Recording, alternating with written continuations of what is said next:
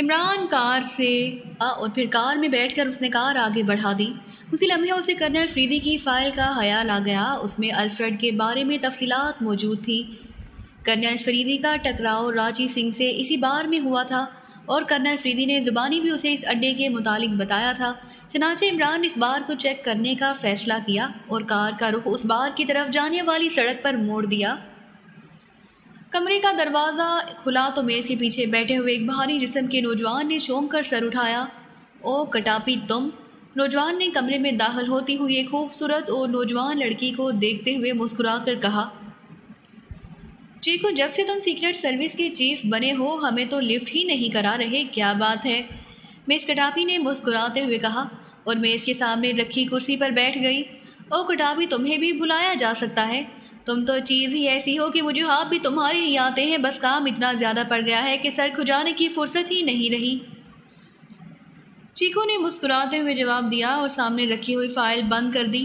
ساری secret service میں یہ افواہ پھیلی ہوئی ہے کہ تمہیں خفیہ طور پر بلڈ ہاؤنڈز کی حمایت حاصل ہے۔ کٹاپی نے کہا، تم تو جانتی ہو، پھر ایسی بات کیوں کر رہی ہو؟ چیکو نے ہنستے ہوئے کہا اور کٹاپی بھی کہا مار کر ہنس پڑا۔ میں تو اس لیے کہہ رہی تھی کہ ایسی بات کا پھیلنا اچھا نہیں ہے، اور ہاں یہ بھی پتہ چلا ہے کہ وزیر اعظم نے بلڈ ہاؤنڈز کے متعلق سخت اقدامات کے آرڈر دیے ہیں۔ کٹاپی نے کہا، ہاں اسی سلسلے میں مصروف رہا ہوں، رپورٹ تیار کرنی تھی۔ بہرحال تم بتاؤ، تمہاری طرف سے مجھے کوئی رپورٹ نہیں ملی۔ کیا بات ہے، صرف تفریح ہی ہو رہی ہے؟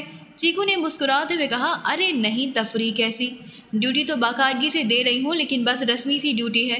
ارے ہاں یاد آیا، کئی روز پہلے مجھے ایک گروپ پر شک گزرا تھا۔ یہ گروپ پاکستانی سیاحوں کا تھا، کافی مرد اور ان کے ساتھ ایک سوئس عورت تھی۔ یہ عورت ان کے ساتھ پاکستانی زبان میں اس طرح باتیں کر رہی تھی جیسے وہ رہنے والی ہی پاکستان کی ہو۔ اس بات پر مجھے شک گزرا تو میں نے ان کا تعاقب کیا۔ وہ ہوٹل نوکو پاما میں جا کر ٹھہرے ہیں۔ میں نے وہاں موجود چچو کی ڈیوٹی لگائی تھی کہ وہ ان پر نظر رکھے۔ اس نے کوئی رپورٹ تو نہیں بھجوائی؟ کٹاپی نے کہا، چچو نے نہیں، اس کی تو کوئی رپورٹ نہیں آئی۔ چیکو نے چونکتے ہوئے کہا، اسے کچھ نہ کچھ تو رپورٹ دینی چاہیے تھی، میں تو سمجھی تھی کہ تمہیں رپورٹ مل گئی ہوگی۔ ذرا اس چیچو سے بات تو کراؤ، میں اس سے خود بات کرتی ہوں، کٹاپی نے سنجیدہ لہجے میں کہا۔ چھوڑو، سیاہ تو بھانت بھانت کے آتے جاتے رہتے ہیں، اور کوئی بات کرو، آج رات میں فارغ ہوں، بولو کہاں ڈنر کھاؤ گی؟ چیکو نے مسکراتے ہوئے کہا، تمہاری تو وہی مخصوص جگہ ہے، ہانینز بیچ، تم نے تو وہاں کمرہ بھی مستقل طور پر الاٹ کر رکھا ہے۔ پھر ڈنر کے بعد تم وہ کمرہ دکھانے بھی مجھے ضرور ساتھ لے جاؤ گے؟ کٹاپی نے ہنستے ہوئے کہا، ظاہر ہے اس کمرے میں تمہارے لیے میں نے پرافی شراب کا پورا کریٹ جمع کر رکھا ہے۔ چیکو نے ہنستے ہوئے کہا، نہ جانے تم کس کس کو یہ پرانی شراب پلاتے رہتے ہوگے؟ کٹاپی نے کہا، ارے نہیں کٹاپی، قسم لے لو جو تمہارے علاوہ اور کسی نے اس کمرے میں قدم بھی رکھا ہو۔ بولو پھر آج ڈنر وہاں طے ہو جائے۔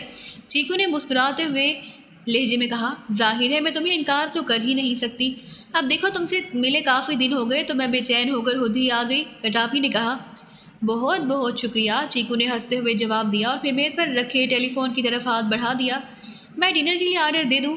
چیکو نے ریسیور اٹھاتے ہوئے کہا اور کٹاپی نے مسکراتے ہوئے سر ہلا دیا۔ ڈنر کا آرڈر دینے کے بعد جیسے ہی چیکو نے ریسیور رکھا، ٹیلی فون کی گھنٹی بج اٹھی اور چیکو نے چونک کر ریسیور اٹھا لیا۔ Yes chief of secret service. چیکو کا لہجہ یکلخت انتہائی تحکمانہ ہو گیا۔ بوس، میں شنگو بول رہا ہوں، چیچو کے متعلق اطلاع دینی تھی۔ دوسری طرف سے ایک مردانہ آواز سنائی دی، چیچو کے متعلق کیا ہوا اسے؟ چیکو نے چونک کر کہا اور ساتھ ہی اس نے سامنے بیٹھی کٹاپی کی طرف دیکھا، بوس میں آج چیچو سے ملنے گیا تو مجھے معلوم ہوا کہ وہ کئی روز سے پہلے ہسپتال میں داخل ہے، اسے کسی نے سر پر چوٹ مار کر بے ہوش کر دیا تھا۔ میں فوراً ہسپتال پہنچا تو پتہ چلا کہ چیچو کو آج کئی روز بعد ہوش آیا ہے۔ ڈاکٹروں کا تو خیال تھا کہ وہ شاید کبھی ہوش میں نہ آ سکے کیونکہ اس کے دماغ کے اندرونی حصوں کو چوٹ لگی ہے، لیکن وہ ہوش میں آ گیا ہے۔ میں جب اس سے ملا تو اس نے مجھے بتایا کہ میں آپ کو کال کر کے رپورٹ دے دوں کہ مس کٹاپی ایک سیاہ گروپ کا تعاقب کرتے ہوئے ہوٹل آئی تھی اور پھر اس سیاہ گروپ کی نگرانی اس کے سیمے لگا دی گئی تھی۔ سیاہ گروپ کا ایک نوجوان ہوٹل سے نکل کر بڑے مشکوک سے انداز میں حکمی گلی میں گیا تو چیچو نے اس کا تعاقب کیا اور پھر اس نوجوان نے اچانک چیچو کو کور کر لیا اور اس کے سر پر کوئی چیز مار کر اسے بے ہوش کر دیا اور اب اسے ہسپتال میں ہوش آیا ہے۔ شنگو نے تفصیل بتاتے ہوئے کہا، او اس کا مطلب ہے مس کٹاپی کا شک درست تھا، تم فوراً ہوٹل جا کر اس سیاہ گروپ کے متعلق معلوم کرو، وہ یقیناً وہاں اب موجود نہ ہوں گے، لیکن ان کے حلیے ویٹر سے معلوم کرو اور ہوٹل کے رجسٹر سے ان کے نام اور پتے وغیرہ کی تفصیلات معلوم کر کے مجھے فوراً رپورٹ دے دو۔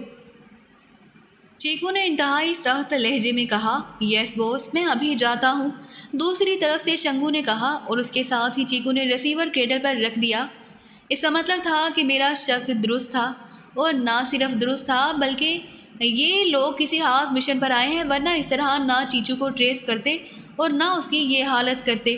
مسٹر ٹاپی نے ہونٹ بیچتے ہوئے کہا، ہاں تمہاری بات درست ہے، اور یہ بھی بتا دوں کہ اگر یہ لوگ وہی ہیں جن کا مجھے خیال ہے تو پھر سمجھو کہ صورتحال ہماری توقع سے بھی کہیں زیادہ سنگین ہے۔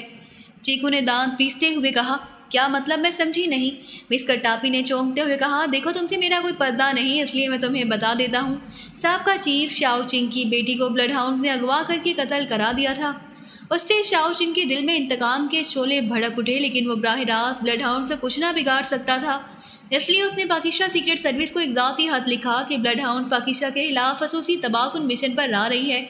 اس کا مطلب تھا کہ لازماً پاکستان سیکرٹ سروس بلڈ ہاؤنڈز کے خلاف حرکت میں آ جائے گی، اور اس کا نتیجہ یہ ہوگا کہ وہ یہاں آ کر بلڈ ہاؤنڈز کا مقابلہ کرنا زیادہ بہتر سمجھے گی۔ لیکن بلڈ ہاؤنڈز کو اس حد کا پتہ چل گیا۔ بلڈ ہاؤنڈز کے چیف نے فوری طور پر شاؤ چنگ کو عہدے سے ہٹا کر مجھے چیف بنا دیا اور پھر شاؤ چنگ کی ہڈیاں توڑ دیں۔ میں نے چیف بنتے ہی پاکستان کو سرکاری خط لکھا کہ شاؤ چنگ کی اطلاع غلط تھی، لیکن جہاں تک مجھے پاکستان سیکرٹ سروس کے بارے میں علم ہوا ہے وہ انتہائی خطرناک لوگوں پر مشتمل ہے۔ خاص طور پر ایک آدمی علی عمران سے تو پوری دنیا کے مجرم تو ایک طرف سیکرٹ سروسز کے بڑے بڑے ایجنٹ خوف زدہ رہتے ہیں۔ چیکو نے تفصیل بتاتے ہوئے کہا، او کیا وہ اس قدر خوفناک شخص ہے؟ مسٹر ٹاپی نے بے احتیاط جھرجھری لیتے ہوئے کہا، ارے نہیں، یہی تو حیرت کی بات ہے کہ وہ بظاہر ایک مسخرہ احمق سا نوجوان ہے، لیکن اس کے کارنامے پڑھو تو وہ مافوق الفطرت لگتا ہے۔ اب شنگو کی اطلاع اور تمہارا بیان کہ وہ لوگ ایشیائی تھے اور ان کے ساتھ ایک سوئس نژاد لڑکی تھی، مجھے خیال آ رہا ہے کہ یقیناً پاکستان سیکرٹ سروس کے لوگ ہوں گے، اور وہ یقیناً یہاں حالات کا جائزہ لینے آئے ہوں گے، اور انہیں جیسے ہی معلوم ہوا کہ شاؤ چنگ کے ساتھ بلڈ ہاؤنڈز نے یہ حشر کیا ہے، وہ شاؤ چنگ کا انتقام لینے کے لیے بلڈ ہاؤنڈز پر ٹوٹ پڑیں گے۔ کیونکہ شاؤ چنگ کے پرسنل کاغذات سے مجھے علم ہوا ہے کہ وہ احمق علی عمران اسی کا دوست ہے۔ چیکو نے کہا، ارے تم اس نوجوان کی تو بات نہیں کر رہے جو بالکل احمق لگ رہا تھا، تمہارے پاس اس کی تصویر ہے؟ کٹاپی یکلخت بری طرح چونک پڑی، اور ہاں ہے، شاؤ چنگ کے پرسنل کاغذات سے ایک تصویر نکلی ہے، عام سی تصویر ہے۔ میں اس سوئس لڑکی کے ساتھ جانے پر چونکا ہوں، کیونکہ یہ بھی معلوم ہوا ہے کہ پاکستان سیکرٹ سروس میں ایک سوئس نژاد لڑکی بھی کام کرتی ہے۔ میں دکھاتا ہوں تمہیں تصویر، چیکو نے کہا، اور اٹھ کر ایک طرف موجود الماری کی طرف بڑھ گیا۔ اس نے الماری کھول کر اس کا ایک خفیہ خانہ کھولا، اور پھر اس میں سے ایک فائل نکال کر وہ مڑا اور اس نے فائل میز پر رکھی اور خود واپس اپنی کرسی پر بیٹھ گیا۔ فائل کھول کر اس میں ایک مدھم سی تصویر نکالی اور سامنے بیٹھے ہوئی مس کٹاپی کی طرف بڑھا دی۔ یہ ہے عمران کی تصویر، چیکو نے تصویر بڑھاتے ہوئے کہا۔ او واقعی یہ وہی نوجوان ہے جسے میں نے ایئرپورٹ پر دیکھا تھا، بالکل یہی ہے، یہ تو انتہائی احمق اور مسخرہ سا آدمی تھا۔ مس کٹاپی نے کہا، او کاش تم مجھے پہلے بتا دیتی تو میں انہیں ایئرپورٹ سے ہی کور کر لیتا، اب نہ جانے وہ کہاں ہوں گے۔ چیکو نے ہاتھ ملتے ہوئے کہا۔ اس لمحے ٹیلی فون کی گھنٹی بج اٹھی اور چیکو نے چونک کر ریسیور اٹھا لیا۔ Yes, chief of secret service speaking, چیکو نے تحکمانہ لہجے میں کہا۔ باس نے شنگو بول رہا ہوں، میں نے جناب ان کا سراغ لگا لیا ہے، اور میں سے ایک نوجوان ہوٹل کی کار کے ذریعے ایک پراپرٹی ڈیلر کے پاس گیا تھا۔ ہوٹل کی کار کے ڈرائیور سے میں نے اس پراپرٹی ڈیلر کا پتہ چلایا، اور اتفاق سے وہ میرا ذاتی دوست ہے۔ اس سے پتہ چلا کہ انہوں نے باشان کالونی میں کوٹھی نمبر 98 کرایہ پر لی ہے۔ حوالے کے لیے انہوں نے نیشنل ڈائریکٹ کمپنی کے ٹماکو کا نام درج کرایا ہے اور 2 کاریں بھی کرایہ پر لی ہیں۔ اس پر میں فوراً باشان کالونی پہنچا جو وہاں سے نزدیک ہے، اور بہت سے کار اس کوٹھی میں موجود ہیں اور لوگ بھی موجود ہیں، لیکن وہ سب مقامی ہیں، غیر ملکی نہیں۔ شنگو نے تفصیلی رپورٹ دیتے ہوئے کہا، او very good Shingo, very good, تم نے واقعی بے پناہ صلاحیتوں کا مظاہرہ کیا ہے۔ تم وہیں ٹھہر کر اس کی نگرانی کرو، تمہارے پاس ٹرانسمیٹر تو ہوگا؟ چیکو نے مسرت بھرے لہجے میں کہا۔ یس باس، 09 ٹرانسمیٹر ہے، شنگو نے جواب دیا۔ تم نگرانی کرو، میں اس ٹرانسمیٹر پر تھوڑی دیر بعد تمہیں ہدایات دوں گا، چیکو نے کہا، اور جلدی سے ہاتھ بڑھا کر پیڈل دبایا اور پھر تیزی سے نمبر ڈائل کرنے شروع کر دیے۔ تم اب کیا کرنا چاہتے ہو؟ مس کٹاپی نے چونک کر کہا۔ میں بلڈ ہاؤنڈز کی چیف کو تفصیل بتاتا ہوں، وہ ان کا فوراً خاتمہ کر دے گا، چیکو نے ڈائل کرتے ہوئے جواب دیا۔ تم خود ان کے مقابلے میں کیوں نہیں آتے؟ مس کٹاپی نے برا سا منہ بناتے ہوئے کہا۔ وہ لوگ انتہائی خطرناک ہیں، اور پھر ہمارے پاس ان کے خلاف کوئی ثبوت بھی نہیں، وہ یقیناً درست کاغذات پر آئے ہوں گے، چیکو نے جواب دیا۔ اور کٹاپی نے سر ہلا دیا۔ چیکو نے جلدی سے نمبر ڈائل کیے۔ یس بیچن اسپیکنگ۔ دوسری طرف سے ایک آواز سنائی دی۔ چیکو بول رہا ہوں، بلڈ ہاؤنڈ سے بات کراؤ فوراً۔ چیکو نے کہا اوکے ہولڈ آن کریں۔ دوسری طرف سے کہا گیا اور چند لمحوں بعد ریسیور پر ایک آواز ابھری۔ یس بلڈ ہاؤنڈ اسپیکنگ۔ دوسری طرف سے سخت لہجے میں کہا گیا میں آپ کو ایک اہم اطلاع دینا چاہتا ہوں، پاکستان سیکرٹ سروس کا گروپ یہاں پہنچ چکا ہے۔ میں نے اسے ٹریس کر لیا ہے۔ چیکو نے کہا تم نے اب ٹریس کیا ہے؟ جبکہ میں ابھی ان کا خاتمہ کر کے آ رہا ہوں، اس وقت ان کی لاشوں کے ٹکڑوں کا پوسٹ مارٹم ہو رہا ہے۔ دوسری طرف سے بلڈ ہاؤنڈ نے جواب دیا، اس کے لہجے میں طنز تھا۔ لاشوں کے ٹکڑے؟ کیا مطلب؟ چیکو نے حیرت زدہ ہوتے ہوئے کہا میں نے وہ کوٹھی ہی بموں سے اڑا دی ہے جس میں وہ رہ رہے تھے، ان کی لاشوں کے ٹکڑے میں اپنی آنکھوں سے دیکھ کر آیا ہوں۔ بلڈ ہاؤنڈ نے جواب دیا یہ کتنی دیر پہلے کا واقعہ ہے؟ زیادہ سے زیادہ 15 منٹ پہلے۔ کیوں؟ بلڈ ہاؤنڈ نے چونک کر کہا کوئی غلط فہمی ہو گئی ہے، میرے ممبر نے ابھی چند لمحے پہلے انہیں کوٹھی میں موجود دیکھا ہے۔ چیکو نے کہا کیا کہہ رہے ہو؟ یہ کیسے ممکن ہے؟ میں بلڈ ہاؤنڈ کے لہجے میں شدید حیرت نمایاں تھی۔ وہ بادشاہ کالونی کی کوٹھی نمبر 98 میں موجود ہیں باس، مقامی میک اپ میں ہے۔ چیکو نے جواب دیا یہ کیسے ممکن ہے؟ وہ تو شان کالونی کوٹھی نمبر 12 میں موجود تھے، اور میں بالکل شور ہوں کیونکہ میں نے ایک مشین کے ذریعے چیک کیا ہے اور پھر وہاں سے عیسائیوں کی لاشیں بھی ملی ہیں۔ بلڈ ہاؤنڈ نے کہا میں کہہ رہا ہوں کہ ضرور آپ کو کوئی غلط فہمی ہوئی ہے۔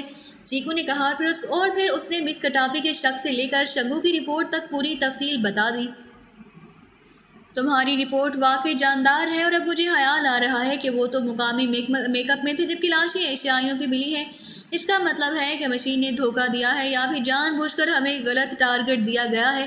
تمہارا آدمی وہاں موجود ہے؟ بلڈ ہاؤنڈ نے چیختے ہوئے لہجے میں کہا یس شنگو ان کی نگرانی کر رہا ہے۔ ٹھیک ہے میں یہ کوٹھی بھی اڑا دیتا ہوں، لیکن شنگو کی رپورٹ کے مطابق ایک کار غائب ہے، اس کا مطلب ہے کہ سب لوگ وہاں موجود نہیں۔ بلڈ ہاؤنڈ نے کہا بالکل۔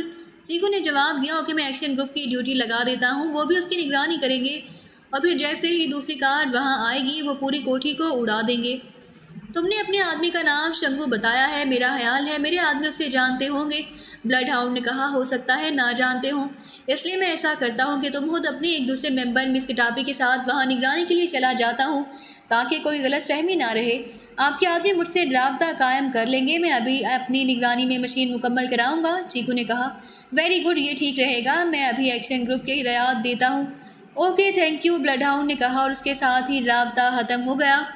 میرے متعلق کیوں کہہ دیا کہ میں تمہارے ساتھ جاؤں گی؟ مس کٹاپی نے منہ بناتے ہوئے کہا تمہارا جانا ضروری ہے، تم نے خود انہیں اچھی طرح دیکھا ہے، اس لیے تم انہیں پہچان جاؤ گی۔ ہو سکتا ہے شنگو کو کوئی غلط فہمی ہوئی ہو، ایسی صورت میں تمہاری طرف سے تسلی ہونی ضروری ہے۔ تم کسی بھی روپ میں اندر چلی جانا یا پھر انہیں اندر جاتے ہوئے دیکھ کر بتا دینا۔ چیکو نے کہا ہاں یہ ٹھیک ہے۔ پھر ایک وعدہ کرو کہ بلڈ ہاؤنڈ سے مجھے موٹی رقم دلوا دینا، میں پیرا ڈیزائن پوائنٹ پر لگژری فلیٹ خریدنا چاہتی ہوں۔ مس کٹاپی نے کہا ارے تم ایک فلیٹ کی بات کر رہی ہو، بلڈ ہاؤنڈ تمہیں پورا اسکوائر دلا دے گی، تم فکر نہ کرو میرا ذمہ رہا۔ چیکو نے مسکراتے ہوئے کہا اور کٹاپی کا چہرہ چیکو کی بات سن کر کھل اٹھا۔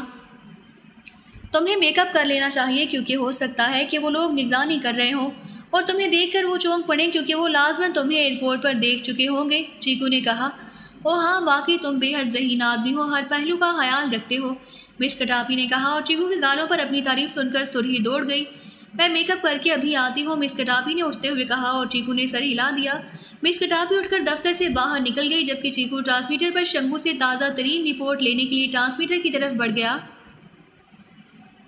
عمران نے کار الفرڈ بار کی وسیع و عریض عمارت سے ملحقہ بنی ہوئی پارکنگ میں روکی اور پھر نیچے اتر کر وہ ہار بال کی طرف بڑھ گیا۔ پارکنگ میں موجود کاروں کی تعداد سے ظاہر ہوتا تھا کہ الفرڈ بار میں توقع سے کچھ زیادہ ہی رش ہوگا، اور واقعی جب وہ بار کے وسیع و عریض ہال میں داخل ہوا تو وہاں عورتوں اور مردوں کا اس قدر ازدحام تھا جیسے وہاں ایک نہیں کئی باراتیں اتری ہوئی ہوں، اور عمران اتنے لوگوں کی یہاں موجودگی کی وجہ جانتا تھا کہ سب لوگوں کو معلوم ہے کہ یہ بار بلڈ ہاؤنڈز کا ہے، اس لیے وہ یہاں ہر لحاظ سے محفوظ ہوں گے۔ ایک سائڈ پر طویل و عریض کاؤنٹر بنا ہوا تھا جس میں تقریباً 4 کاؤنٹر کلرک موجود تھے۔ عمران تیز قدم اٹھاتا کاؤنٹر کی طرف بڑھ گیا۔ جی فرمائیے، ایک کاؤنٹر کلرک نے 2 گاہکوں سے فارغ ہوتے ہی عمران سے مخاطب ہو کر کہا میرا نام ٹمبلر ہے، میں نے راچی سنگھ سے ملنا ہے۔ عمران نے زبان کو گھماتے ہوئے سخت لہجے میں کہا کیونکہ یہاں گنڈے عام طور پر زبان گھما کر بات کرنا باعث شان سمجھتے تھے۔ مسٹر ٹمبلر سوری، میں کسی راچی سنگھ کو نہیں جانتا۔ کاؤنٹر کلرک نے برا سا منہ بناتے ہوئے جواب دیا، تو کیا میں آئندہ ملاقات پر رانچی سنگھ کو بتا دوں کہ تم نے اس کے دوست سے یہ بات کی ہے؟ سوچ لو، خون تھوکنے کی بھی فرصت نہیں ملے گی۔ عمران نے اسی لمحے جواب دیا، وہ تو آپ ان کے دوست ہیں، لیکن میں نے پہلے آپ کو کبھی نہیں دیکھا۔ کاؤنٹر کلرک کے چہرے پر یکلخت خوف کے آثار ابھر آئے۔ تمہارا دیکھنا رانچی سنگھ کے ساتھ دوستی کے لیے ضروری شرط تو نہیں، اور کام بھی رانچی سنگھ کے فائدے کی ہے، اور اگر فوری ملاقات نہ ہو سکی تو اس کا بہت بڑا نقصان ہو جائے گا۔ عمران نے اسے اور زیادہ خوفزدہ کرتے ہوئے کہا، لیکن باس تو آج ادھر آئے ہی نہیں۔ کاؤنٹر کلرک نے جواب دیا، وہ جہاں بھی ہو اس سے بات کرو، پھر دیکھنا جیسے ہی تم نے ٹمبلر کا نام لیا وہ کس طرح ننگے پاؤں دوڑ کر آتا ہے۔ عمران نے ہونٹ دباتے ہوئے کہا، ٹھیک ہے جناب، میں کوشش کرتا ہوں۔ کاؤنٹر کلرک نے کہا، اور پھر اس نے ریسیور اٹھایا اور تیزی سے نمبر ڈائل کرنے شروع کر دیے۔ عمران کی نظریں نمبروں پر جمی ہوئی تھیں، لیکن وہ یہ نمبر نہ تھے جو اس نے تنچن کو کرتے ہوئے دیکھا تھا۔ یس 07 بار۔ دوسری طرف سے رابطہ قائم ہوتے ہی آواز سنائی دی، یانگ بول رہا ہوں الفریڈ بار سے۔ باس رانچی سنگھ کے ایک دوست ان سے ملنے آئے ہیں اور کہہ رہے ہیں کہ انتہائی ایمرجنسی مسئلہ ہے۔ کاؤنٹر کلرک نے تیز لہجے میں کہا، تم مطمئن ہو؟ دوسری طرف سے پوچھا گیا، ہاں، ٹیلی فون پر بات ہو جائے گی تو پتہ لگ جائے گا۔ یانگ نے عمران کی طرف دیکھتے ہوئے کہا، اوکے، میں تھوڑی دیر میں خود رنگ کرتا ہوں۔ دوسری طرف سے کہا گیا اور کاؤنٹر کلرک نے ریسیور رکھا اور ایک اور گاہک کی طرف متوجہ ہو گیا۔ عمران خاموش کھڑا رہا۔ تھوڑی دیر بعد ٹیلی فون کی گھنٹی بجی اور کاؤنٹر کلرک یانگ نے چونک کر ریسیور اٹھا لیا۔ Yes, Yang speaking from Alfred bar, Yang نے تیز لہجے میں کہا۔ یانگ، میں 07 بار سے بول رہا ہوں، باس ٹریس نہیں ہو رہا، ان کے دوست کو کہو کہ وہ اپنا ٹیلی فون نمبر دے دیں۔ دوسری طرف سے کہا گیا، اوکے ٹھیک ہے، ہاں جناب، آپ اپنا نمبر دے دیں۔ یانگ نے عمران سے مخاطب ہو کر کہا، اور عمران نے وہی نمبر دہرا دیا جو تنچن نے استعمال کیا تھا اور جو بعد میں ایمرجنسی لنک بوس کا نمبر نکلا تھا۔ یانگ نے وہ نمبر آگے بتایا اور پھر یس کہہ کر ریسیور رکھ دیا۔ آپ کو باس اس نمبر پر فون کر لیں گے، یانگ نے کہا، اور عمران تھینک یو کہہ کر سر ہلاتا ہوا واپس مڑا اور پھر الفریڈ بار سے نکل کر وہ کار میں بیٹھ گیا۔ اس نے کار کے ڈیش بورڈ سے دارالحکومت کا نقشہ نکالا اور 07 بار کی لوکیشن چیک کرنے لگا۔ وہ اب وہاں جانا چاہتا تھا کیونکہ یانگ کے ساتھ بات چیت سے معلوم ہوا تھا کہ 07 بار رانچی سنگھ کے نزدیک الفریڈ بار سے زیادہ اہمیت رکھتا ہے۔ تھوڑی دیر بعد اس نے 07 بار کو چیک کر لیا اور پھر اس نے کار آگے بڑھا دی۔ مختلف سڑکوں سے گزرنے کے بعد وہ تھوڑی دیر بعد 07 بار کے سامنے پہنچ گیا۔ یہ بظاہر ایک چھوٹا سا بار لگتا تھا اور اس کی عمارت بھی ایک منزلہ تھی۔ عمران نے کار پارکنگ میں روکی اور نیچے اتر کر وہ بار ہال کی طرف بڑھ گیا۔ بار آدھے سے زیادہ خالی پڑا ہوا تھا اور کاؤنٹر پر ایک گنجے سر اور گھٹے ہوئے جسم کا نوجوان بیٹھا ہوا تھا۔ عمران تیز قدم اٹھاتا اس کی طرف بڑھ گیا۔ یس، گنجے سر والے کاؤنٹر کلرک نے چونک کر غور سے عمران کی طرف دیکھتے ہوئے کہا، اور اس کی آواز سنتے ہی عمران سمجھ گیا کہ یہی وہ آدمی ہے جس نے یانگ سے بات کی تھی۔ کیا تمہاری اس قدر اہمیت ہے کہ تمہیں کوئی بات بتائی جا سکتی ہے رانچی سنگھ سے متعلقہ؟ عمران نے ہونٹ چباتے ہوئے کرخت لہجے میں کہا، کیا مطلب؟ کیا کہنا چاہتے ہیں آپ؟ گنجے سر والے نے بری طرح چونکتے ہوئے کہا، میری بات کا جواب دو۔ عمران کا لہجہ اور زیادہ کرخت ہو گیا۔ میری بات کا جواب دو، پہلے آپ اپنا تعارف تو کرائیں۔ گنجے سر والے نے قدرے مرعوب ہوتے ہوئے کہا، سنو، تعارف نہیں کرایا جا سکتا کیونکہ یہ ٹاپ سیکرٹ ہے۔ بس اتنا بتا دیتا ہوں کہ میرا تعلق پرائم منسٹر ہاؤس سے ہے اور رانچی سنگھ سے بھی بات بھی پرائم منسٹر کے سلسلے میں ہونی ہے، ٹاپ سیکرٹ۔ عمران نے بڑے باوقار سے لہجے میں کہا، او اچھا، میں سمجھ گیا، مگر باس تو موجود نہیں۔ پہلے بھی ان کے ایک دوست کا فون آیا تھا تو میں نے ساری چھان بین کی تھی، وہ کہیں نہیں۔ گنجے سر والے نے جواب دیا، ایسی صورت میں بیچم سے بات ہو سکتی ہے، لیکن سنو، فون پر نہیں، روبرو، یہ انتہائی ٹاپ سیکرٹ ہے۔ عمران نے سر ہلاتے ہوئے کہا، او باس، بیچم سے؟ اچھا، میں دیکھتا ہوں، گنجے سر والے نے کہا اور جلدی سے ریسیور اٹھا کر نمبر ملانے لگا۔ عمران کی نظریں ڈائل پر جمی ہوئی تھی اور یہ وہی نمبر تھا جو تنچن نے ڈائل کیا تھا۔ یس، ہیڈ کوارٹر۔ چند لمحوں بعد ہی دوسری طرف سے آنے والی آواز عمران کے کانوں میں پہنچی اور عمران نے ہونٹ بھینچ لیے۔ اسے یہ بات سمجھ نہ آ رہی تھی کہ جب وہ انہی نمبروں پر فون کرتا ہے تو ہیڈ کوارٹر اسے ریسیو نہیں کرتا، لیکن جب دوسری اس نمبر پر ڈائل کریں تو بغیر کسی کوڈ کے ہیڈ کوارٹر اسے ریسیو کرتا ہے۔ میں 07 بار سے چانگشی بول رہا ہوں، باس بیچم سے بات کرائیں، اٹ از ایمرجنسی۔ گنجے سروالی نے چانگشی نے کہا، اوکے، ہولڈ آن کریں۔ دوسری طرف سے کہا گیا اور چانگشی خاموش ہو گیا۔ یس، بیچم آن لائن۔ چند لمحوں بعد ایک اور آواز سنائی دی، باس پرائم منسٹر ہاؤس سے ایک صاحب ملنے آئے ہیں، باس رانچی سنگھ سے، لیکن وہ مل نہیں رہے۔ اس پر انہوں نے کہا کہ وہ آپ سے بات کریں گے۔ چانگشی نے مودبانہ لہجے میں کہا، کون صاحب ہیں، بات کراؤ۔ بیچم کی حیرت بھری آواز سنائی دی اور چانچی نے ریسیور عمران کی طرف بڑھا دیا۔ ہیلو، میں نامعلوم بول رہا ہوں۔ عمران نے باوقار لہجے میں کہا۔ نامعلوم؟ یہ کیا نام ہوا؟ بیچم نے حیرت زدہ لہجے میں کہا، جب ٹاپ سیکرٹ باتیں ہوں تو نام نہیں بتایا جا سکتا۔ بس اتنا بتا دینا کافی ہے کہ میرا تعلق پرائم منسٹر ہاؤس سے ہے۔ اگر راشٹری سنگھ فوری طور پر دستیاب ہو سکتا ہے تو اس سے بات کراؤ، اور اگر اسے دیر ہے تو پھر یہ بات تم سے بھی ہو سکتی ہے، لیکن یہ خیال رہے کہ it is top secret, phone پر نہیں کی جا سکتی۔ عمران نے بڑے باوقار لہجے میں کہا۔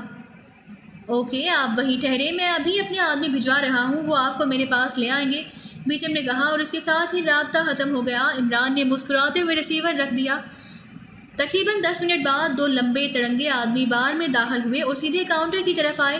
آپ نے باس بیچم سے بات کرنی ہے، ان میں سے ایک نے کاؤنٹر پر کھڑے عمران سے مخاطب ہو کر کہا۔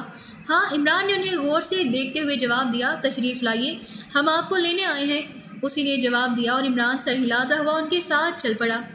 باہر ان کی سرخ رنگ کی کار موجود تھی۔ وہ عمران کو لے کر کار کی طرف بڑھنے لگے۔ میری اپنی کار موجود ہے، عمران نے کہا۔ کون سی ہے؟ میرا ساتھی لے آئے گا، اس آدمی نے کہا۔